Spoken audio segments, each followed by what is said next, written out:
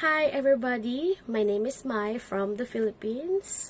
As you all know, or sa mga hindi nakakaalam, ako lang naman ang pinaka-paboritong pamangkin ni Tito Johnny. But yeah, I just wanted to greet one of the Tito that is close to my heart. Nabanggit ko na kung sino, si Tito Johnny yon. Pero gusto ko siyang i-describe. He is the most talented.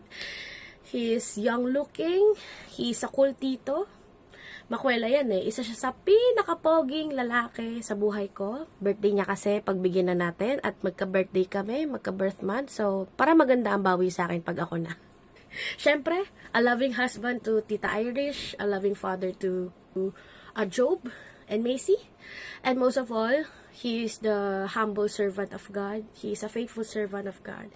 And a worshipper. None other than Tito Johnny. Isa sa gusto ko ipagmalaki, kung i-describe natin gaano kabait si Tito Johnny, masyadong mahaba, baka abutin tayo ng kinabukasan. But yeah, here's isa sa gusto kong ipagmalaki. Tito Johnny, siya yung kasama namin hanggang sa paglaki. When we were just little, lalo na sa akin sa part ko, sana yung kasama ko, si Tito Johnny. And as you all know, he is one of the person who believed in me. Sa talent, in singing. Kung totoosin, kung tatanungin niyo ako kung sino yung pinakauna nagturo sa akin kumanta, si Tito Johnny yan. Siya rin ang dahilan kung bakit nakakanta ako sa kasal ni nanay, no golden anniversary ni Tatay Bonnie at ni Nanay Lily. And many stories na nagkaroon kami ng jamming na tinuturuan niya ako kumanta. So he's one of the person who believe in me.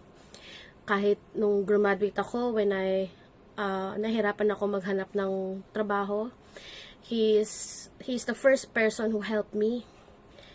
Grabe yung effort ni Tito dahil talagang nag-video, hindi kasi uso ang video call before eh. Pupunta pa sa computer shop just to talk to Tito Johnny, and then he will help me how to answer interviews. Even yung maghahanap ako ng second job nung bumalik siya dito sa Philippines, siya pa rin yung nag-motivate, siya pa rin yung nag-advise sa akin. So, he's one of the person who believe in me.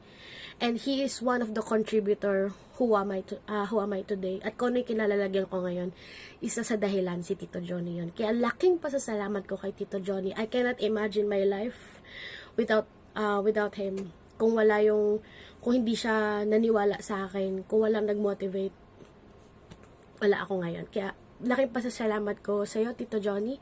I praise and thank the Lord because I have Tito Johnny in my life, in the life of my siblings, in the life of my family, and also to the whole Escaria family, because no one will ever compare.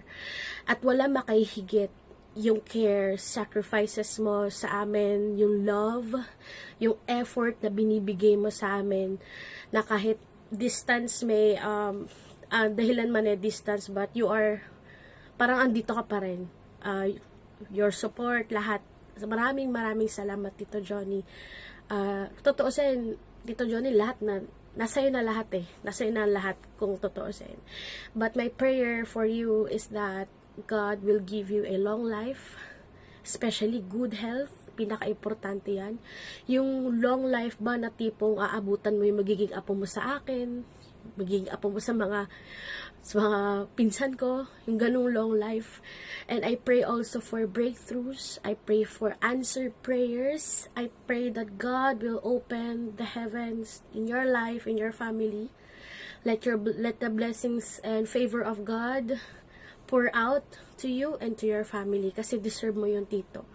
Deserve mo lahat ng meron ka, at deserve mo lahat ng ibibigay pa ng Lord sa'yo ng doble. Kaya more birthdays to come, Tito Johnny.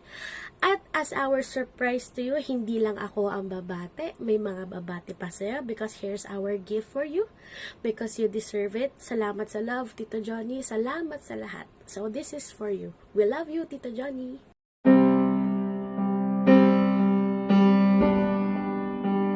Johnny, happy birthday. I thank God for giving me a kind, loving, charming, and God-fearing tita like you. Thank you for being one of my rock during my hard times, especially when I was still attending architectural school. When I get so overwhelmed with so many things, I feel pressured over so much things. And I remember when time when you called me to trust God's plan, trust God's timing, and He has purpose in everything that is happening. Until now, I'm still carrying those words. Every time I enter new season, every time I get out of my comfort zone, I always remind myself, trust God's plan, trust God's timing, and He has purpose in everything. There is also one thing that you have told me that I'm still trying to apply on my daily life. It is learn to unplug, because I used to get so overwhelmed with my emotions and with thoughts that build up in my mind. And now that you're in your 50s, I want to return to you those reminders that learn to unplug,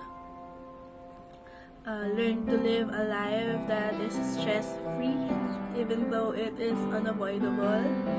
Learn to unplug from things that will not help us grow or be a happy person. And I know even though you're in your 50s, there are still so much things you want to achieve in life. So, Tito Johnny, trust God's plan, trust God's timing, and know that God has a purpose in everything. I pray to God that He had given you to give you a long, healthy, and satisfied life.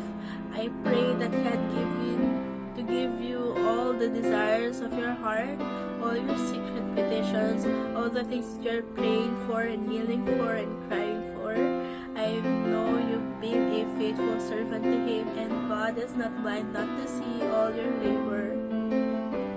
I pray to God to guide you everywhere you go, protect you everywhere you go, and may His grace, favor follow you through and through. I love you, Tito Johnny. See you soon.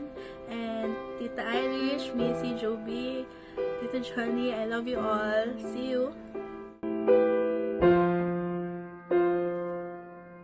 Sa aming bunsong kapatid, kami ay malugod na bumabati sa iyo ng maligayang kaarawan, at nawa ay pagpalain ka ng Diyos sa lahat ng aspeto ng iyong buhay.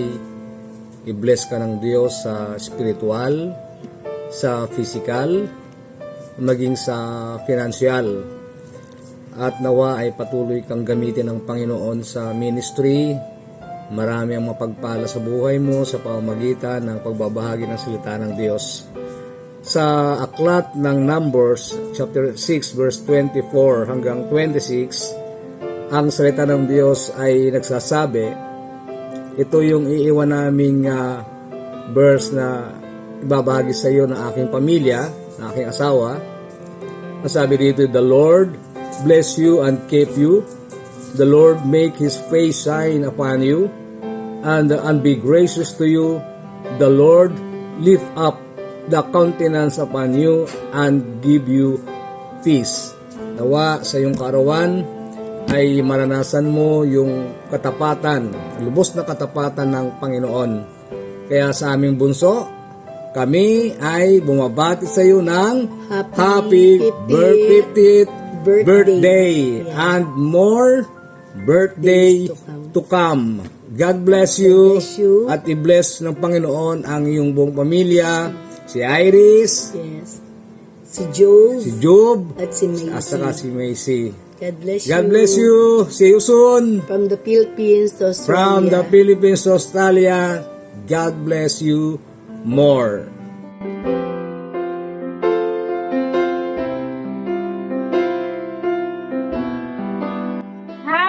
Happy 50th birthday!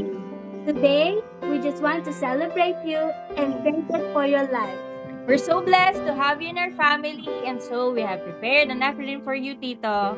D, dependable, can always rely on a faithful man who stand firm for his loved ones. I, influential.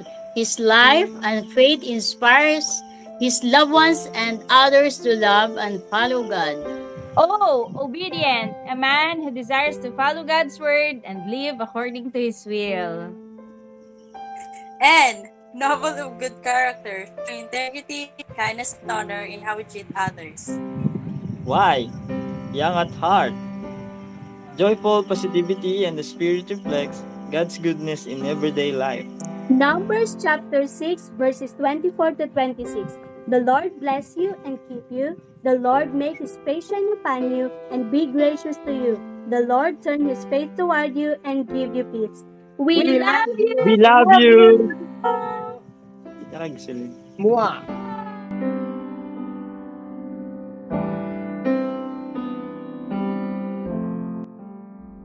Happy birthday, Tito Johnny. Thank you po sa pagtulong sa pag-aaral ko. Happy birthday, Ito. Sana maligaya ang karawan mo ngayon. Wish ko sa iyo good health and long life. Salamat sa lahat. Happy birthday ulit. God bless.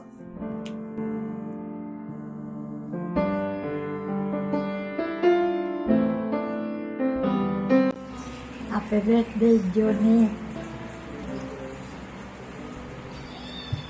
Sana ikaw ay malakas. I love you.